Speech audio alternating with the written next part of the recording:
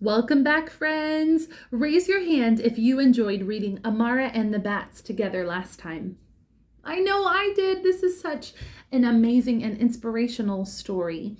And it is written by Emma Reynolds. She is the author of this book. Today, we are going to be talking more about our story map and playing a comprehension game together. So, do you remember the song that we learned to help us with the title, author, setting, and characters of our story? Let's keep the beat with the drum while we sing it. Ready? The title is what the book is called. The author wrote the words.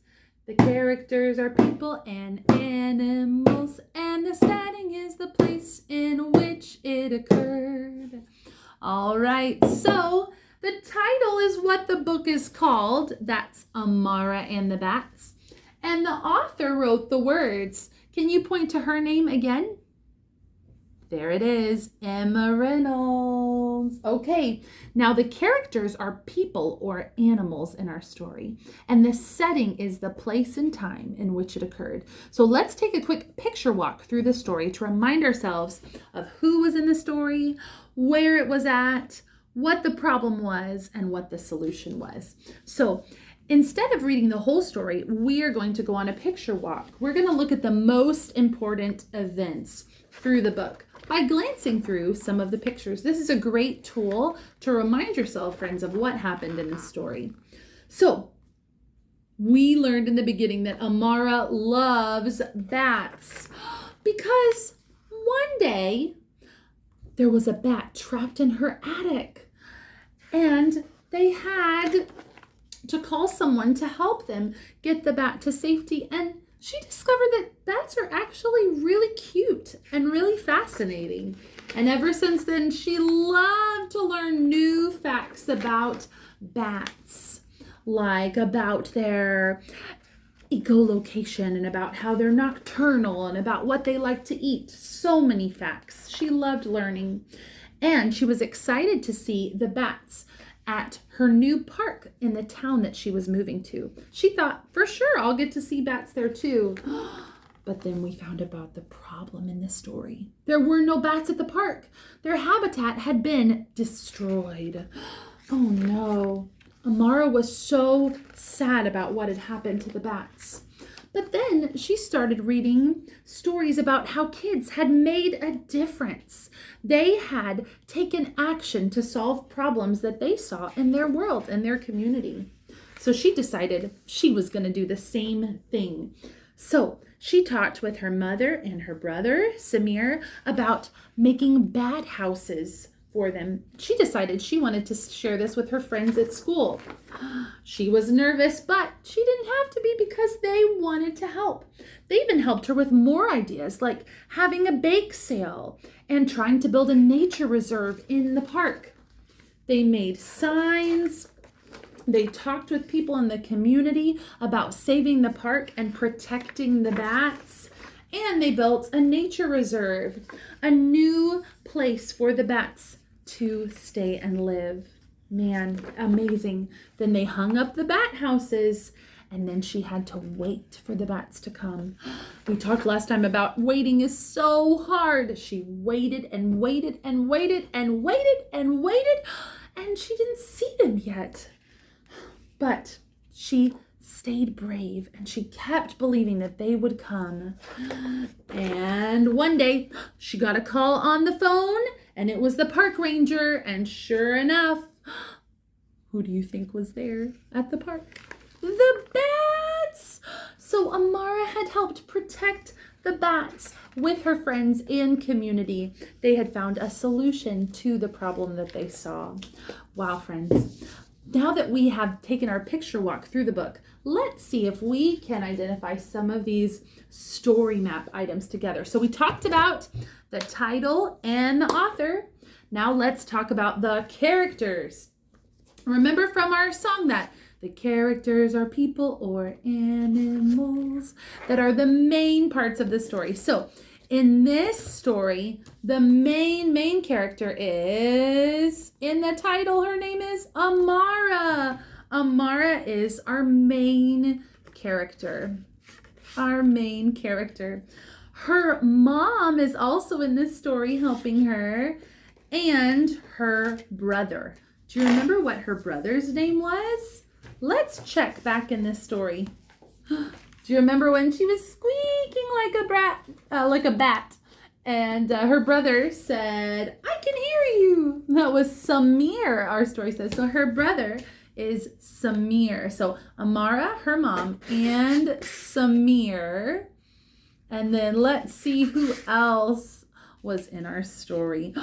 The park ranger. The park ranger was also in our story. She helped Amara with her dream to protect the bats. And Amara also had some friends at school that helped her with some ideas. Do you remember what their names were? Where could we look if we couldn't remember? Yeah, we can check the book. It's always a good idea to check the book. Here are her friends at the top. It says that her friends, Jasper and Lucy, had some great ideas. So Jasper and Lucy are also important characters. Jasper and Lucy. Okay, those are the characters in our story. Now let's talk about the setting. Remember, characters answers the question who, and the setting answers the question where. The setting is the place in which it occurred. The place, it could also be the time. Let's talk about the setting. Where did this story happen? What was the setting? Well, let's look at the beginning of our book again. At first, they saw a bat where? In her home, yeah, in her attic. The first they went to her home. Then Amara brought her idea of protecting the bats to her friends. And where did she see her friends? Do you remember where? Where did she go to share with them at show and tell? She went to school. Yes, she went to school. Now, they decided to make a nature reserve at the park. So the park and the nature reserve is another part of our setting, the place that the story happened. So the house, the school, the nature reserve. And we talked a lot about when we see bats. So most of the story and the pictures were at night, in the evening time. Another word for evening is dusk, when things are just starting to get dark. Wow, friends. So that is the setting of our story. Amara's home, the school, the nature reserve, and at dusk in the evening. All right, friends, that's our setting. Now let's talk about the problem in this story. What was the problem in this story? Do you remember? Who didn't have a home? Who was it? If you said bats, you are correct. The bats did not have a home. The problem was that Amara discovered that the bats at the park in her new town lost their habitat. They didn't have a place to live. So that was the problem. So how did they fix it? What was the solution to the problem? How did they solve the problem? Do you remember? What did they build at the end? They all came together and they built a nature reserve, a new home for the bats. So Amara and the community worked hard to build a nature reserve at the park, and the bats returned. All right, friends, now that we've talked about our setting, our characters, our problem and solution, I'm going to ask you just a couple comprehension questions, and we're going to play the game Swat It. I have my swatter here, so I'm going to ask a question, and we're going to swat the right answer. Let's ask together. Who is the main character in this story? Is it Lucy, Amara, or Jasper? Ooh, the main character. So they're all characters, but who is the main character? She's right here on the front cover. It is Amara. All right, let's ask two more. What got trapped in Amara's attic at her house? A bat, an owl, or a frog? Can you help me swat it? Oh, a bat! Yes, it was a bat that got trapped. And last, when are bats the most active? When do they come out the most? At sunrise, during the day, or at nighttime? Let's swat the answer. Nighttime! That's right. Friends, thank you so much for learning about bats with me and reading our book together. I'm excited to see you this week. Bye-bye.